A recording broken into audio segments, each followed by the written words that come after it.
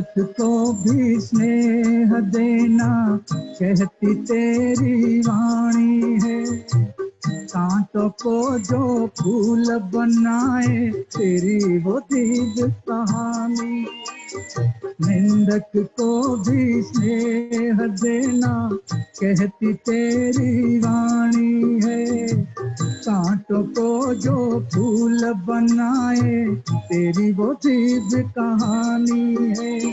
तू रचता है उन गुणों का जो सबसे है न्यारे। तू रचता है इन गुणों का जो सबसे है न्यारे। बाबा तुम्हारी शिक्षाएं सदा है संग हमारे। बाबा तुम्हारी शिक्षाएं सदा है संग हमारे।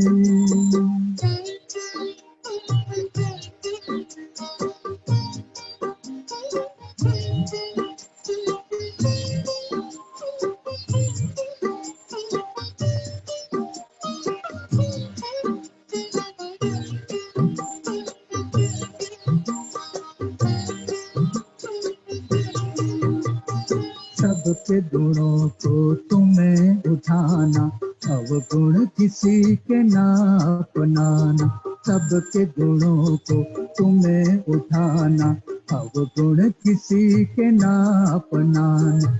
गिरते हुए को गले लगाना, सबको ज्ञान की राह दिखाना। गिरते हुए को गले लगाना, सबको ज्ञान की राह दिखाना। बजते रहेंगे इन कानों में तेरे ज्ञान नगारे। बजते रहेंगे इन कानों में तेरे ज्ञान नगारे। बाबा तुम्हारी शिक्षाएं सदा है संग हमारे। बाबा तुम्हारी शिक्षाएं सदा है संग हमारे। चलते रहेंगे जीवन भर तेरी श्रीमत के सहारे। चलते रहेंगे जीवन भर तेरी श्रीमत के सहारे। बाबा तुम्हारी शिक्षाएं सदा है संग हमारे। बाबा तुम्हारी शिक्षाएं सदा है संग हमारे।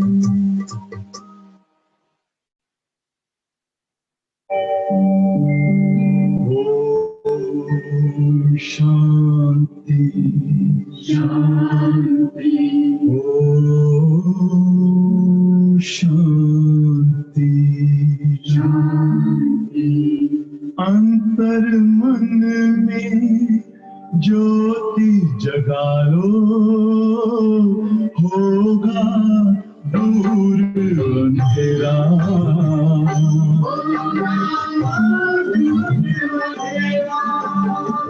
शिव का कर लो ध्यान, आ रहा पावन पुण्य सवेरा।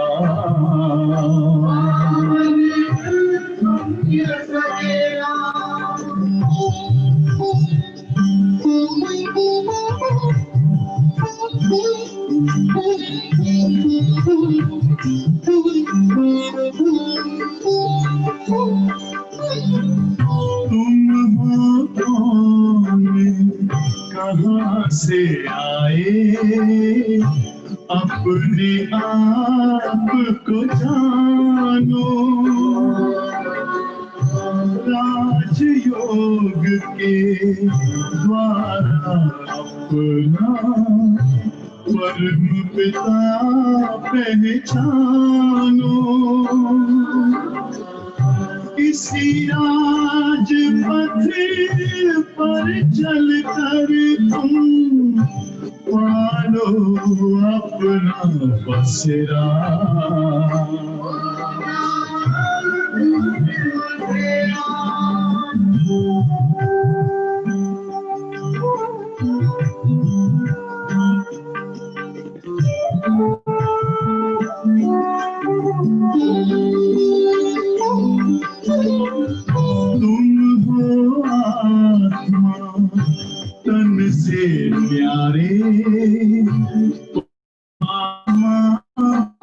प्यारे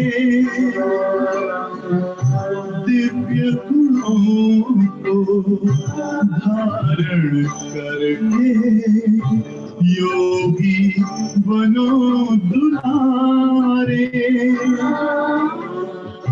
ज्योति बिंदु ही तोड़ेगा ये माया मोह का घेरा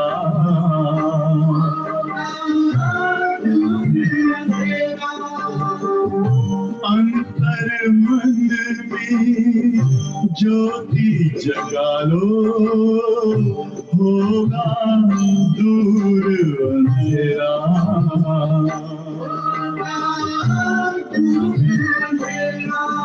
ओम शांति ओम शांति ओम शांति।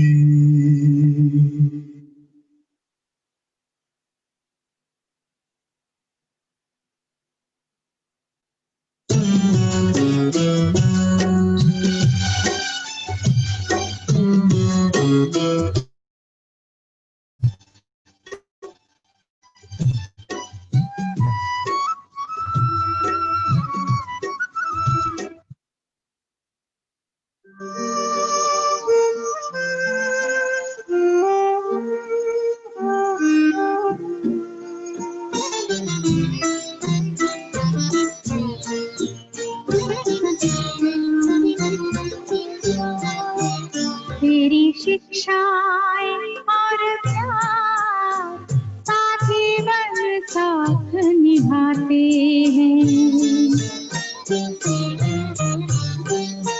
मधुबन के वो दिन रात, मधुबन के वो दिन रात, बाबा तेरी याद दिलाते हैं। तेरी शिक्षाएं और प्यार जीवन साथ निभाते हैं।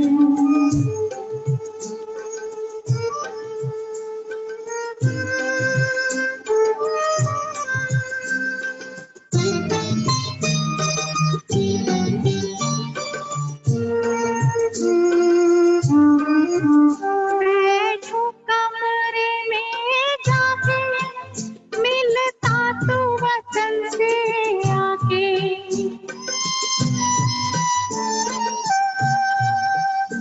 होते हैं निहाल ये नैना बाबा तुझे सामने पाके।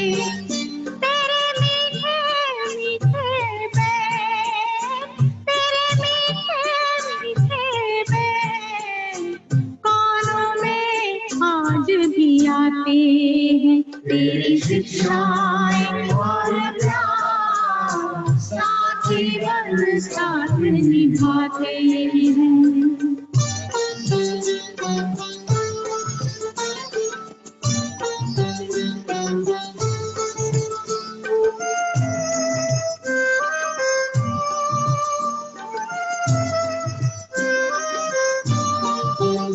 चलते फिरते यूं लागे तू संग हो जैसे हमारे।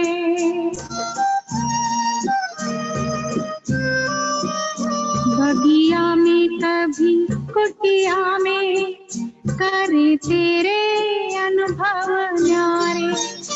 मधुबन के कण कण में, मधुबन के कण कण में तेरा ही नजारा पाते हैं। तेरी शिक्षाएं और प्यार साथ जीवन साथ निभाते हैं।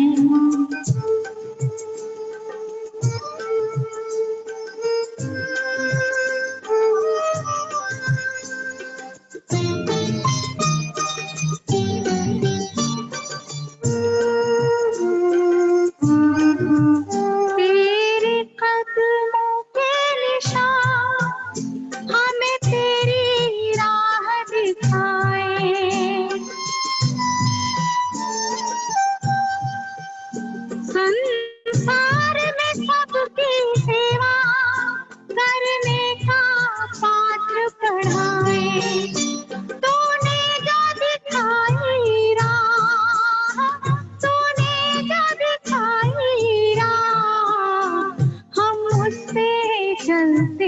जाते हैं। तेरी शिक्षा और प्यार साथ निभाते साथ निभाते हैं।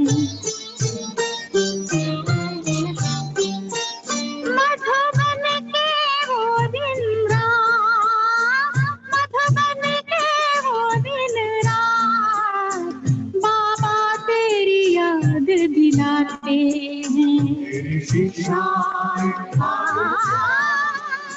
साथ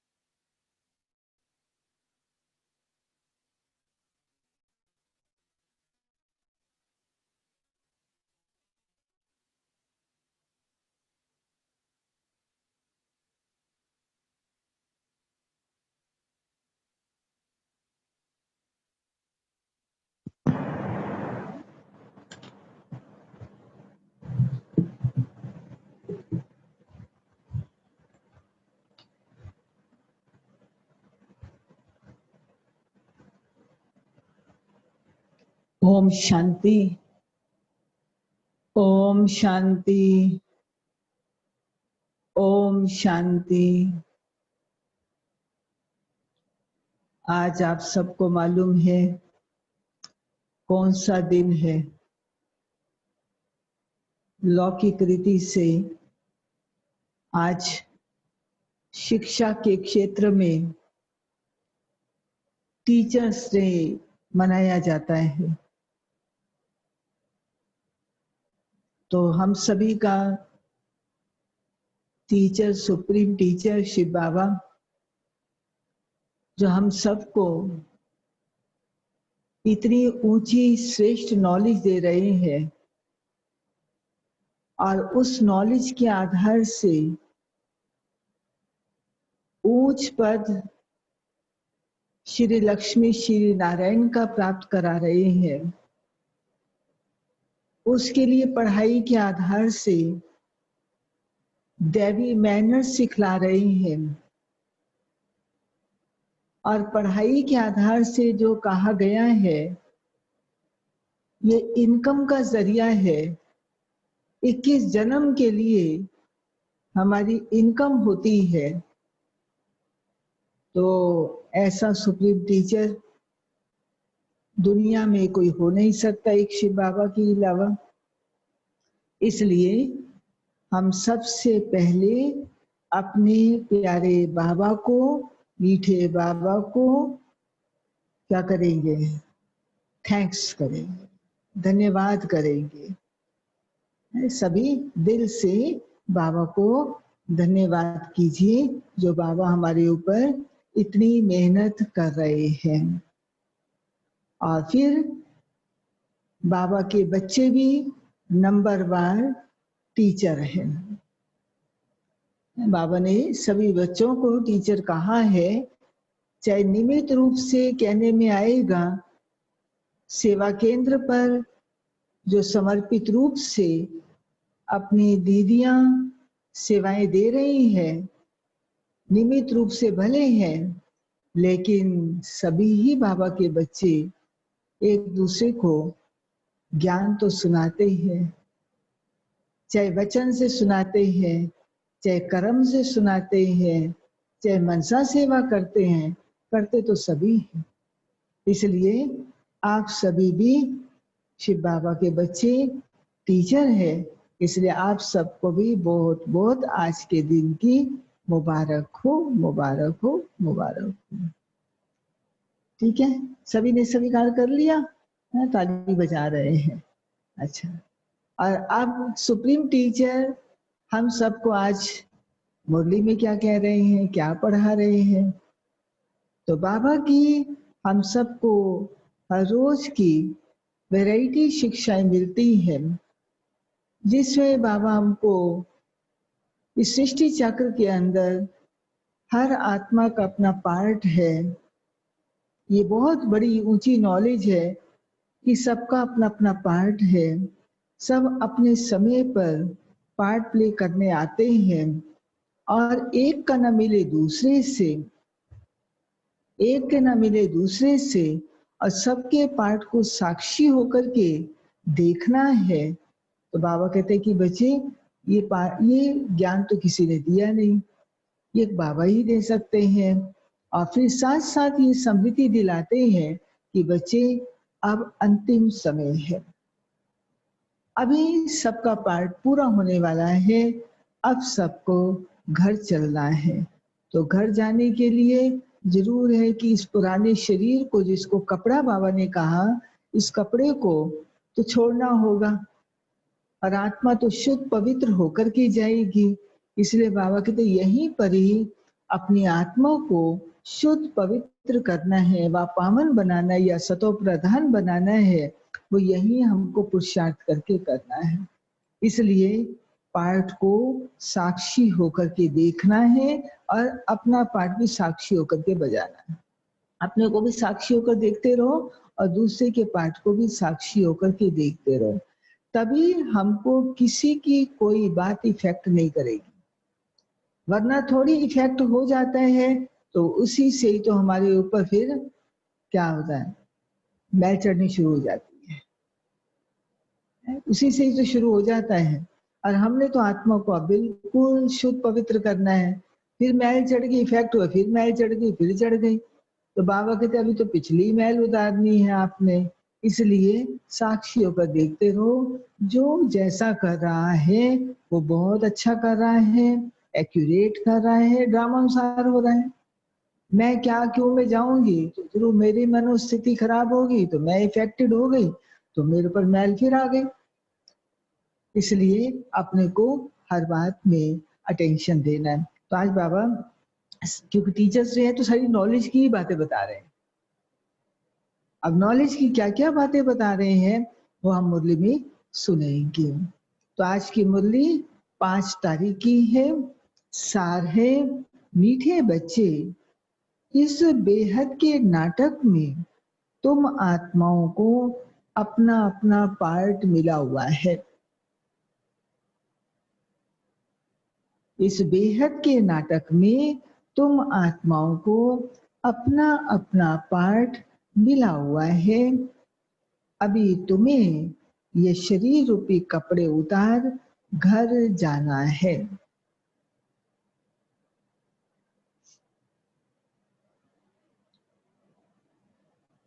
अभी तुम्हें यह शरीर रूपी कपड़े उतार घर जाना है, फिर नए राज्य में आना है।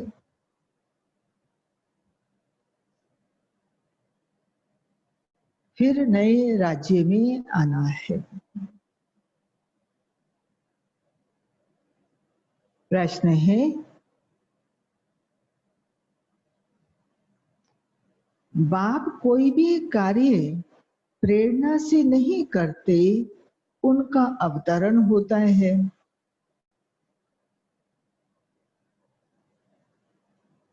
बाप कोई भी कार्य प्रेरणा से नहीं करते, उनका अवतरण होता है। ये किस बात से सिद्ध होता है? कौन सी ऐसी बात है जो भक्ति में भी कहते हैं और बाबा ने भी हमको समझाया है? तो कौन सी बात है जिससे सिद्ध होता है कि वो प्रेरणा से नहीं करते हैं, अवतरित होते हैं? बाप कोई भी कार्य प्रेरणा से नहीं करते, उनका अवतरण होता है। ये किस बात से सिद्ध होता है? तो उत्तर है, बाप को कहते ही है करन करावन हार। बाप को कहते ही है करन करावन हार। प्रेरणा का अर्थ तो विचार है। जैसे कोई काम करना है, नहीं करते, आज मुझे प्रेरणा आ रही है कि मुझे ये काम नहीं करना, या उसको टचिंग कह देते, कहते टचिंग आ रही है, मुझे प्रेरणा हो रही है कि मैं ये काम नहीं करना चाहती। तो प्रेरणा का अर्थ है विचार। प्रेरणा से कोई नई दुनिया की स्थापना नहीं होती है।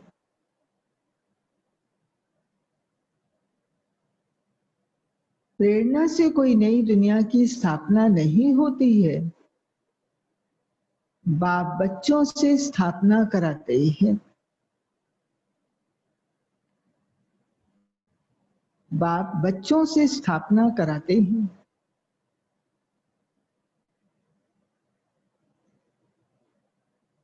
कर्म इंद्रियों बिगड़ तो कुछ भी करा नहीं सकते।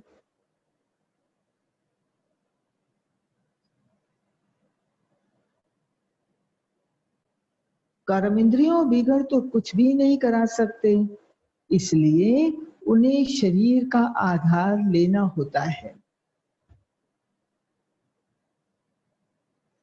इसलिए उन्हें शरीर का आधार लेना होता है। ओम शांति। रूहानी बच्चे रूहानी बाप के सामने बैठे हैं। किसके सामने बैठे हैं? रूहानी बाप के सामने बैठे हैं। गोया आत्माएं अपने बाप के सन्मुख बैठी हैं। आत्मा जरूर जिस्म के साथ ही बैठेगी। बाप भी जब जिस्म लेते हैं तब ही सन्मुख होते हैं। इसको ही कहा जाता है आत्मा परमात्मा अलग रहे बहुकाल। तुम बच्चे समझते हो ऊंच से ऊंच बाप को ही ईश्वर, प्रभु, परमात्मा भिन्न नाम दिए हैं। परम पिता कभी लौकिक बाप को नहीं कहा जाता है। सिर्फ परम पिता लिखा तो भी हर्जा नहीं है। परम पिता लौकिक पिता को तो कह ही नहीं सकते हैं। परम पिता परमात्मा, अगर परमात्मा नहीं लिखा, परम पिता लिखा तो भी बाबा कहते कोई हर्जा नहीं है। परम पिता अर्थात वह सभी का पिता एक है। बच्चे जानते हैं हम परम पिता के साथ बैठे हैं। परम पिता परमात्मा और हम आत्माएं शांति धाम के रहने वाले हैं। यहाँ पाठ बजाने आते हैं। सतयुग से लेकर कलयुग अंत तक पाठ बजाया है। यह हो गई नई रचना। रचयिता बाप ने समझाया है कि तुम बच्चों ने ऐसे पाठ बजाया है। पहले ये नहीं जानते थे कि हमने 84 जन्मों का चक्र लगाया है। अभी तुम बच्चों से बाप बात करते हैं जिन्होंने 84 का चक्र लगाया है। बाबा किनसे बात करते हैं? जिन्होंने 84 का चक्र लगाया है, उन बच्चों से बाप बात करते हैं। सब तो 84 जन्म नहीं ले सकते हैं। ये समझाना है कि 84 का चक्र कैसे फिरता है। बाकी लाखों वर्ष की तो बात नहीं है। बच्चे जानते हैं हम हर 5000 वर्ष के बाद पाठ बजाने आते हैं। हम पाठधारी हैं। ऊंच से ऊंच भगवान का भी विचित्र पाठ है। ब्रह्मा और विष्णु का विचित्र पाठ नहीं कहेंगे। दोनों ही 84 का चक्र लगाते हैं। बाकी शंकर का पाठ इस दुनिया में तो है नहीं। त्रिमूर्ति में दिखाते हैं स्थापना, विनाश और पालना। चित्रों पर समझाना होता है। चित्र जो दिखाते हो उस पर समझाना है। संगम युग पर पुरानी दुनिया का विनाश तो होना ही है। प्रेरक अक्षर भी रॉन्ग है। जैसे कोई कहते हैं आज हमको बाहर जाने की प्रेरणा नहीं है, न कहीं जाना, कहते आज मेरे प्रेरणा नहीं आ रही है कि मैं जाऊं, यानी विचार। प्रेरणा का कोई और अर्थ नहीं है। परमात्मा प्रेरणा से काम नहीं करता है। ऊपर बैठे हुए प्रेरणा से करता रहे, विचार देता रहे, ऐसा नहीं है। ना प्रेरणा से ज्ञान मिल सकता है। बाप आते हैं इन कर्मेंद्रियों द्वारा पार्ट बजाने, इसलिए करण करावन हार है ना। कराएंगे तो बच्चों से ही, शरीर बिगड़ तो कर ना सके, इन बातों को कोई भी जानते नहीं है। ना ईश्वर बाप को ही जानते हैं। ऋषि मुनि आदि कहते थे हम ईश्वर को नहीं जानते, ना आत्मा को, ना परमात्मा बाप को, कोई में ज्ञान नहीं है। बाप है मुख्य क्रिएटर। बाबा कौन है? मुख्य क्रिएटर, डायरेक्टर। डायरेक्शन देते हैं। डायरेक्टर का काम क्या है? डायरेक्शन देना, श्रीमत देते हैं। मनुष्यों की बुद्धि में तो सर्वव्यापी का ज्ञान है। तुम समझते हो बाबा हमारा बाबा है। बाबा हमारा कौन है? बाबा है। वो लोग तो सर्वव्यापी कह देते हैं, तो बाप समझ ही नहीं सकते हैं सर्वव्यापी कहने से। तुम समझते हो ये बेहद के बाप की फैमिली है। सर्वव्यापी कहने से फैमिली की खुशबू नहीं आती। उनको कहा जाता है निराकारी शिव बाबा, निराकारी आत्माओं का बाबा। शरीर है तब तो आत्मा बोलती है बाबा। बिगड़ शरीर तो आत्मा बोल ना सके। भक्ति मार्ग में बुलाते आए हैं, समझते हैं वह बाबा दुख हरता सुख करता है। सुख मिलता है सुख धाम में और शांति मिलती है शांति धाम में। और यहाँ है सुख मिलता सुख धाम में, शांति मिलती शांति धाम में, और यहाँ क्या है? दुख है।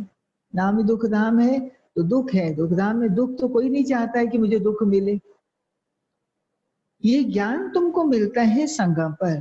पुराने और नए के बीच में बाप आते ही तब है जब नई दुनिया की स्थापना और पुरानी दुनिया का विनाश होना है। पहले हमेशा कहना चाहिए नई दुनिया की स्थापना, पहले पुरानी दुनिया का विनाश कहना रॉन्ग हो जाता है। विनाश हो जाए, चारों तरफ जलमय हो जाए, मन खत्म हो जाए, रहेंगे कहाँ? फिर तो लगे बिल्कुल खत्म हो गई सारी सृष्टि।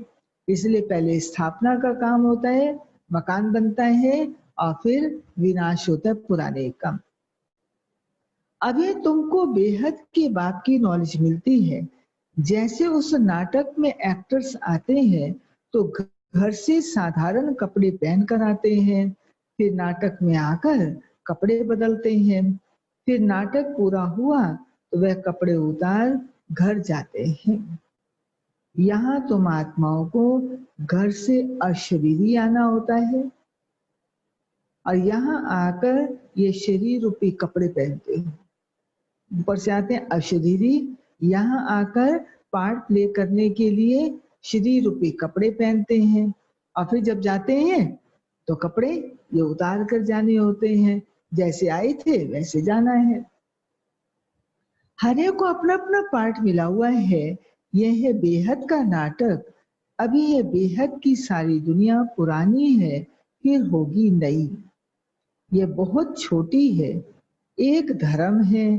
तुम बच्चों को इस पुरानी दुनिया से निकल फिर हद की दुनिया में, नई दुनिया में आना है।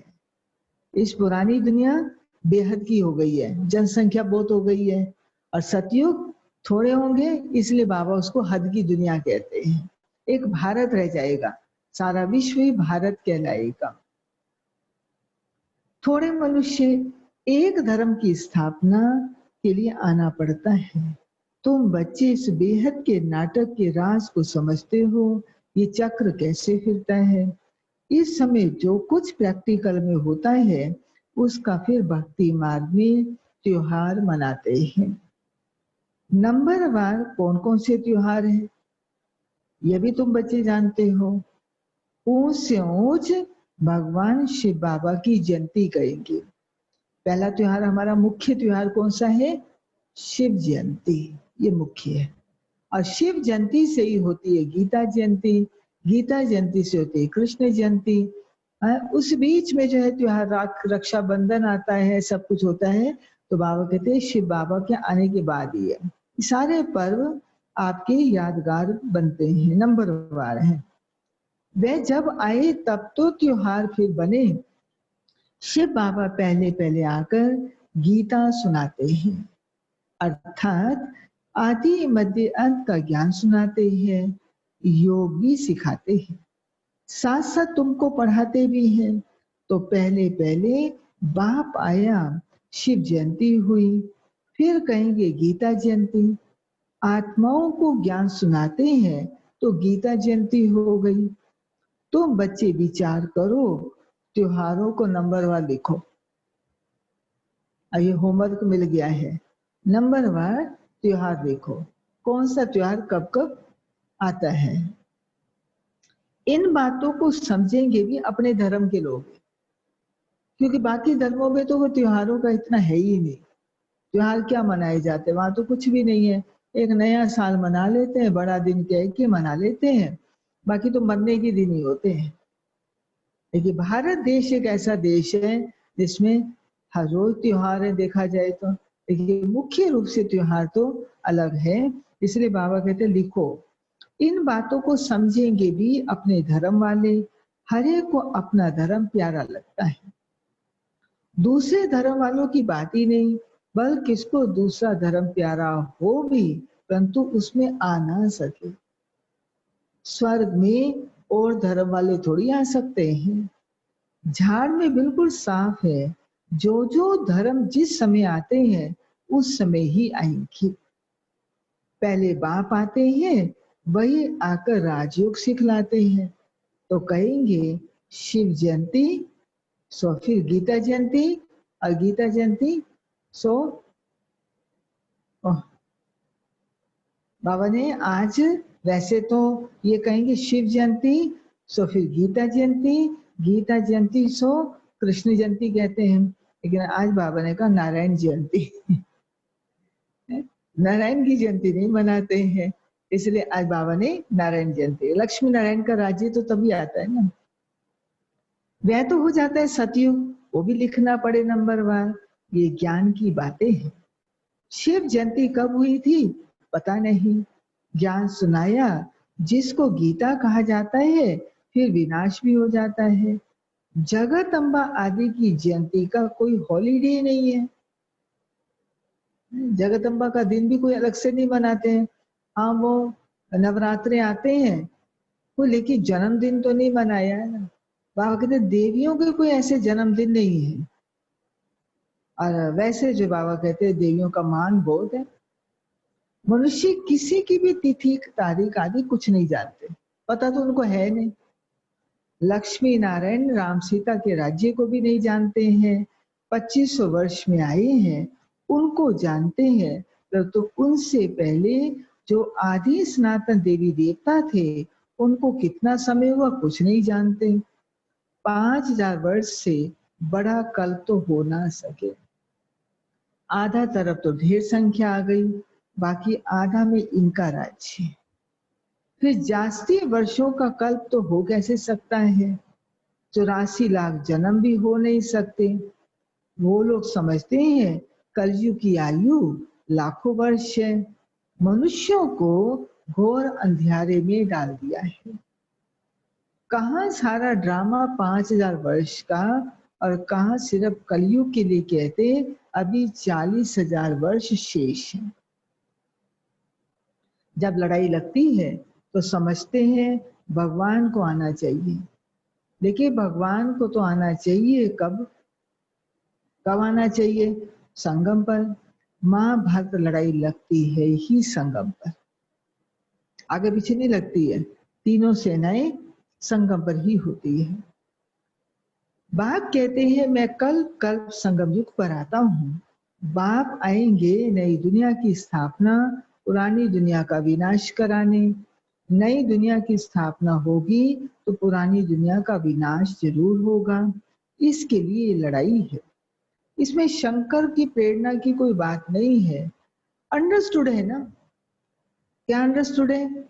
स्थापना होनी है तो अंडरस्टूड है, पुरानी दुनिया खलास तो हो ही जाएगी। मकान आदि अर्थक्वेक में सब खलास हो जाएंगे। कोई इतनी बड़ी दुनिया है, इनको को तोड़ने फोड़ने की जरूरत नहीं है। अर्थक्वेक आया, धरती हिली, बस गए, ताश के पत्ते की तरह गिरने हैं। इसलिए बाबा कहते कोई बड़ी बात नहीं, विनाश होना कोई बड़ी बात नहीं है, स्थापना में ही टाइम लग रहा है।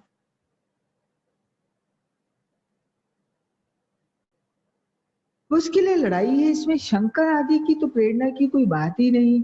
अंडरस्टूड, पुरानी दुनिया खलास हो जाएगी, मकान आदि अर्थक्वेक में सब खलास हो जाएंगे, क्योंकि नई दुनिया चाहिए। नई दुनिया थी जरूर, दिल्ली परिस्तान थी, यमुना का कंठा था, लक्ष्मी नारायण का राज्य था, चित्र भी है। लक्ष्मी नारायण को स्वर्ग का ही कहेंगे। तो हम बच्चों ने साक्षात्कार भी किया है, कैसे स्वयंवर होता है। ये सब पॉइंट्स बाबा रिवाइज कराते हैं। अच्छा चलो, फिर बाबा एक एक्सक्यूज दे दे। कोई कहते मुझे याद ही नहीं रहता है। बाबा कहते अच्छा पॉइंट्स नहीं याद पड़ती ना, कोई बात नहीं, बाप को तो याद कर सकते हो, बाप को याद करो, कुछ तो करो ना। बाप भूल जाता है तो टीचर को याद कर लो, चलो, माना बात तो वही है। टीचर को याद करोगे तो क्या आएगा याद?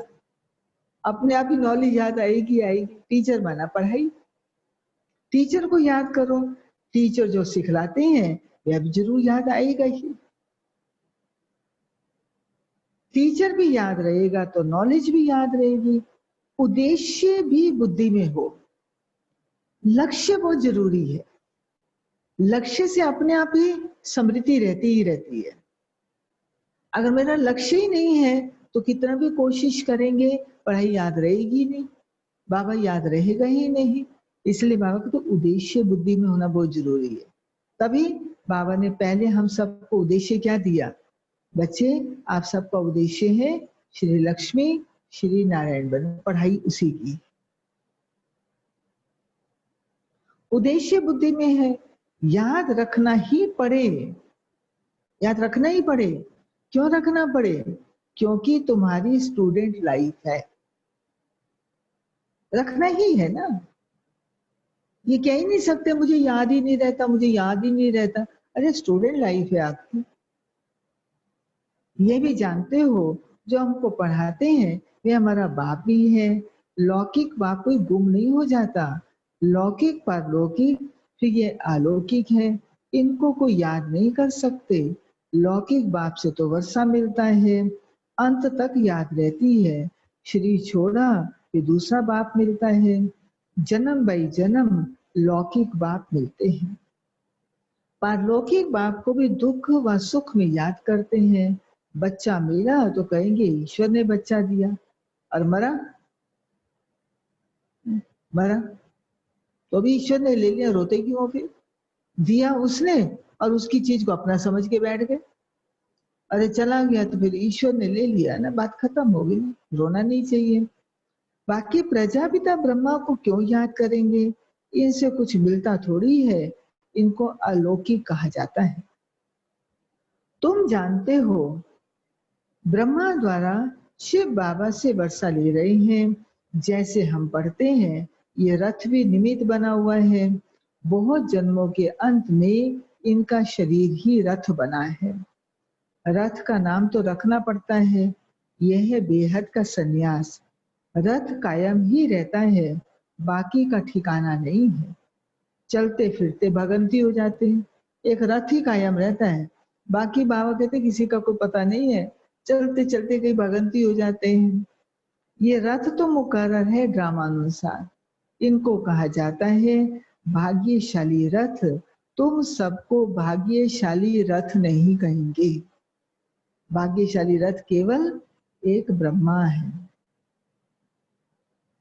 भाग्यशाली रथ एक का माना जाता है जिसमें बाप आकर ज्ञान देते हैं, स्थापना का कार्य कराते हैं।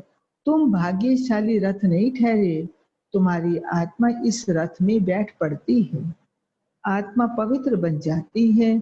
इसलिए बलिहारी इस तन की है जो इसमें बैठ पढ़ाते हैं।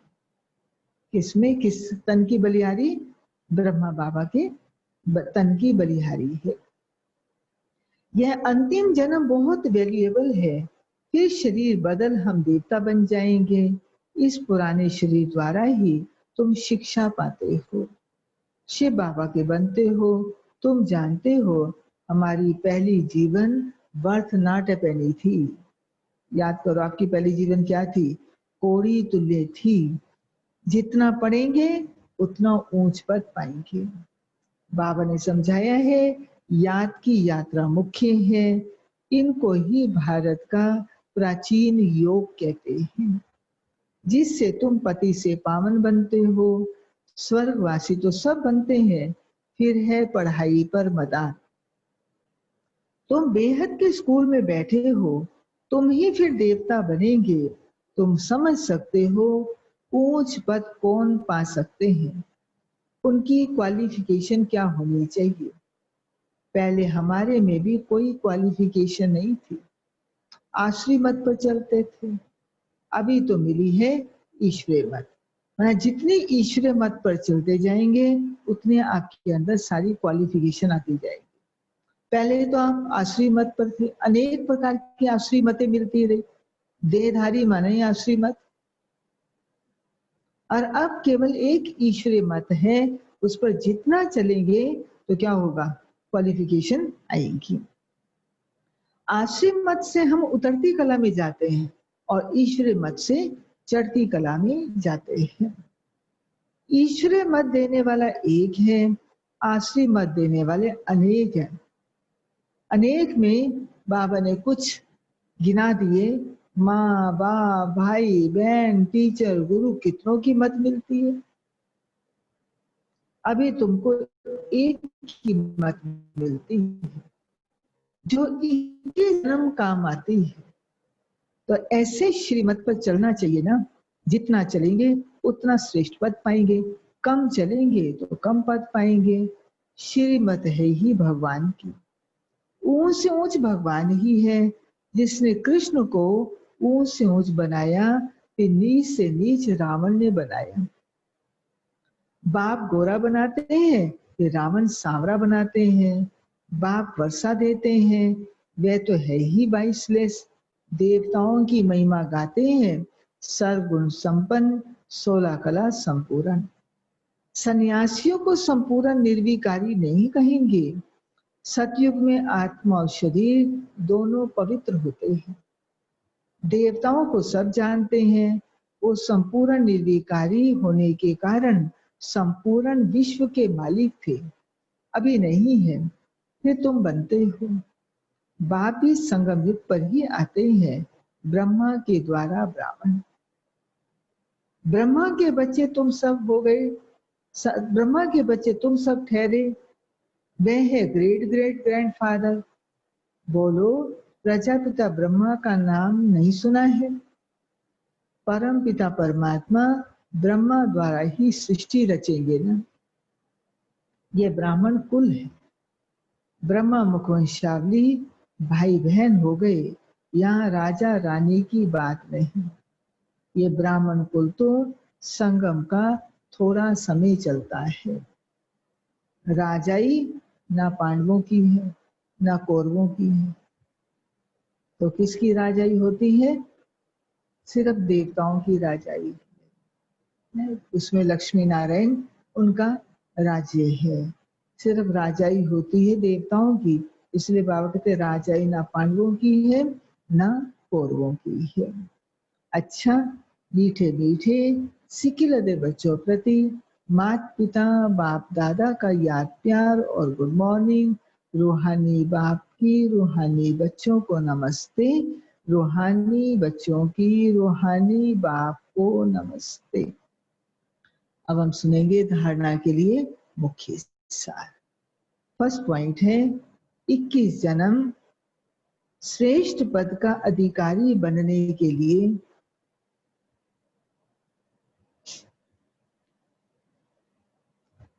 21 जन्म श्रेष्ठ पद का अधिकारी बनने के लिए सब आश्रय मतों को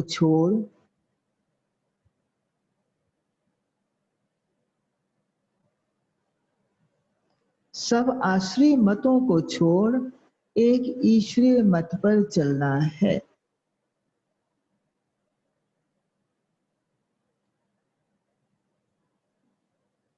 इक्कीस जन्म श्रेष्ठ पद का अधिकारी बनने के लिए सब आश्रय मतों को छोड़ एक ईश्वरीय मत पर चलना है, संपूर्ण वाइसलेस बनना है।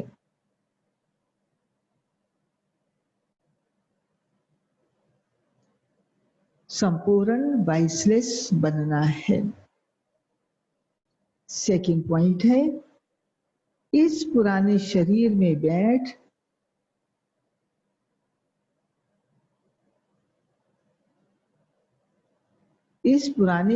में बैठ बाप की शिक्षाओं को धारण कर देवता बनना है।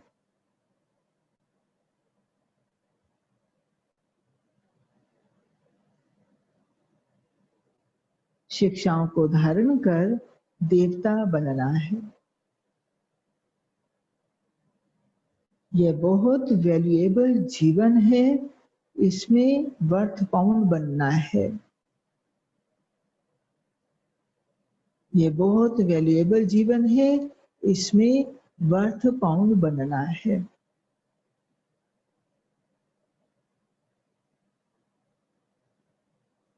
वरदान।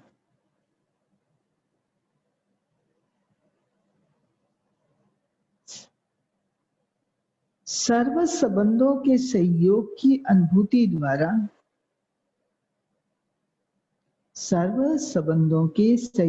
अनुभूति द्वारा निरंतर योगी सहज योगी भव। सर्व संबंधों के सहयोग की अनुभूति द्वारा निरंतर योगी सहज योगी भव।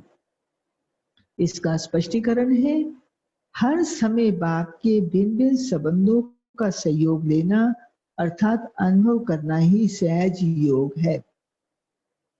बाप कैसे भी समय पर संबंध निभाने के लिए बंधे हुए हैं। सारे कल्प में अभी ही सर्व अनुभवों की खान प्राप्त होती है, इसलिए सदा सर्व संबंधों का सहयोग लो और निरंतर योगी सहज योगी बनो। क्योंकि जो सर्व संबंधों की अनुभूति व प्राप्ति में मगन रहता है वह पुरानी दुनिया के वातावरण से सहज ही उपराम हो जाता है। इसलिए निरंतर योगी सहज योगी किसे कहा है? जो सर्व संबंधों का बाबा के साथ अनुभव करता है, सहयोग प्राप्त करता है। बाबा कहते हैं जिस संबंध में भी मुझे याद करोगे, जिस संबंध की जिस समय आपको जरूरत है, बाबा उस संबंध में आपके सामने हाजिर हो जाएगा सहयोग देने के लिए। लेकिन ऐसा नहीं कि मतलब के समय किया और उसके बाद छुट्टी, मतलब ही नहीं। संबंध माना संबंध ही होता है ना, संबंध मतलब का नहीं होता है। इसलिए बाबा के साथ संबंध निभाएं, तभी समय पर वो हाजिर होंगे ना। स्लोगन है सर्व शक्तियों से संपन्न रहना, यही ब्राह्मण स्वरूप की विशेषता है। सर्व शक्तियों से संपन्न रहना यही ब्राह्मण स्वरूप की विशेषता है। ओम शांति। ये थे आज के प्यारे बाबा के महावाक्य। सुप्रीम टीचर ने सब ज्ञान की बातों को स्पष्ट किया है। अभी शुरू में मैंने कह दिया आज टीचर्स डे है, तो टीचर्स डे में बाबा ने सारे ज्ञान की बातों को लिया है, एक एक बात को स्पष्ट किया। चाहे वो नाटक की बात है, चाहे करण करावनहार की बात है, चाहे विनाश की बात है, स्थापना की बात है, सारी बातें, त्योहारों की बातें हैं, एक एक बात को बाबा ने स्पष्ट किया है जो हम सब ने आज सुनी है।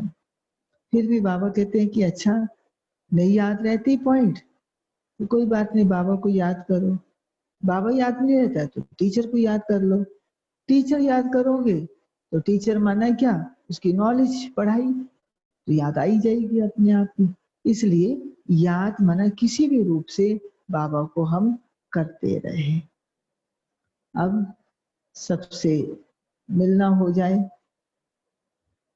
भीमसेन भाई, नीलम बहन, दिनेश भाई, ननीता बहन, शिव सिंह भाई, मुन्नी बहन और राधा बहन, मधु बहन, अनिल भाई, इंदु बहन, ममता बहन, यशपाल भाई, संतोष बहन, रवि भाई, रमा बहन, अनिल मोंगा जी, अनीता बहन, परविंदर बहन, शीला सोनी माता जी और ये कौन, अनुभा बहन, गीता बहन, अशोक भाई, प्रभा बहन, रचना बहन, नीलम बहन, सतनाम भाई और माता जी।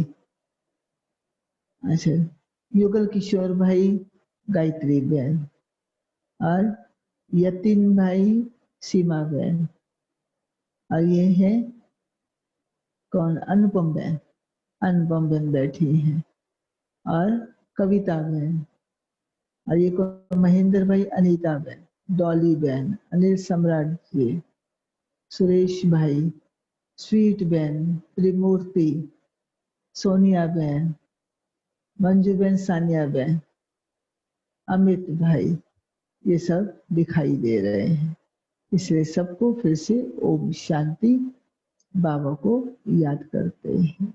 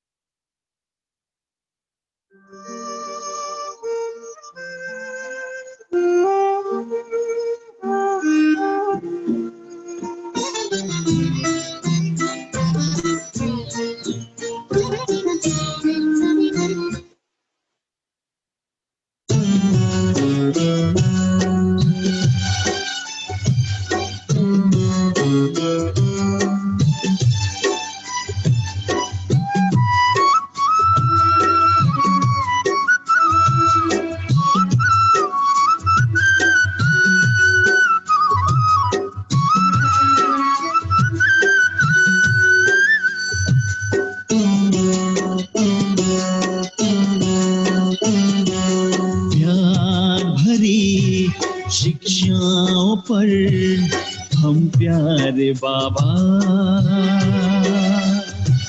ध्यान धरेंगे।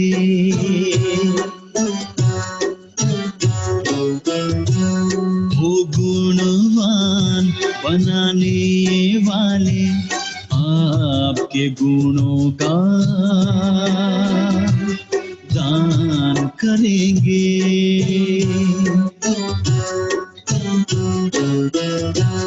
खुश रहेंगे, खुश करेंगे, खुशियों से खुशहाल रहेंगे।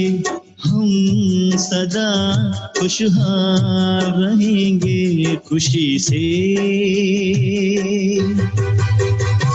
माला माल करेंगे।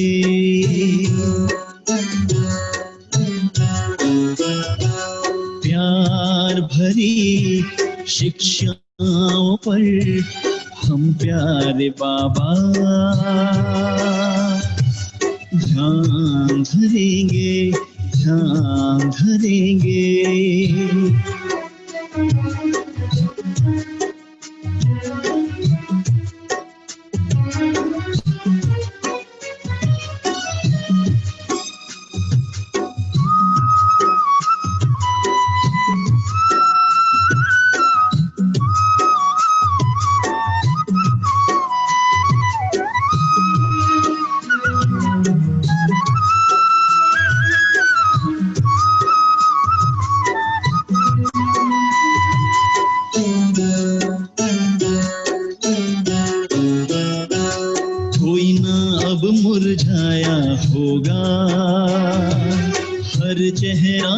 मुस्काता होगा।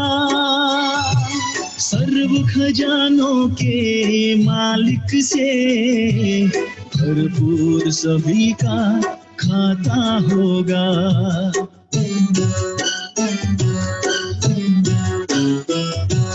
कोई ना अब मुरझाया होगा, हर चेहरा मुस्काता होगा। सर्व खजानों के मालिक से भरपूर सभी का खाता होगा। चिंता और तनाव के सारे खत्म सभी के जाल करेंगे।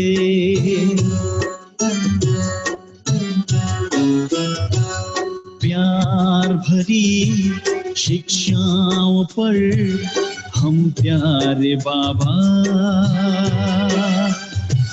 ध्यान धरेंगे, ध्यान धरेंगे।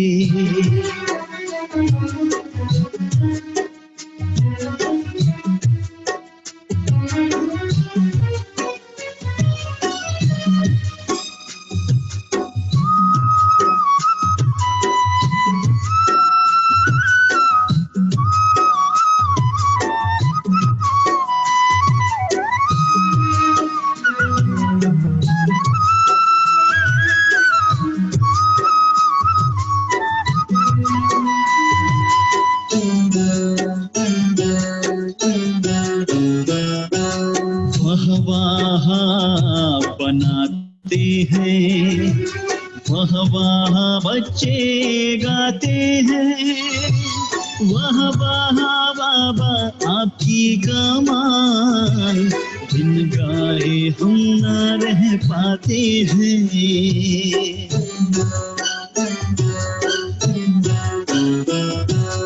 वह वहाँ बनाते हैं, वह वहाँ बच्चे गाते हैं, वह वहाँ बाबा आपकी कमाल, बिन गाए हम न रह पाते हैं।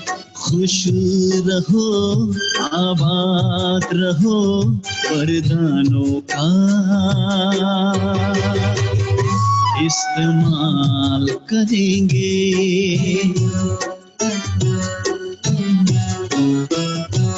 प्यार भरी शिक्षाओं पर हम प्यारे बाबा ध्यान धरेंगे।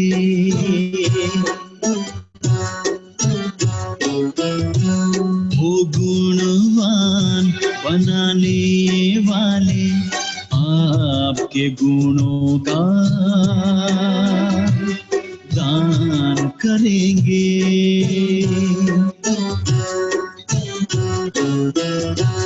खुश रहेंगे, खुश करेंगे, खुशियों से खुशहाल रहेंगे। हम सदा खुशहाल रहेंगे, खुशी से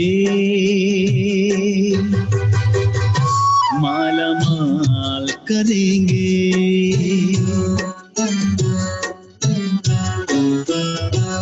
प्यार भरी शिक्षाओं पर हम प्यारे बाबा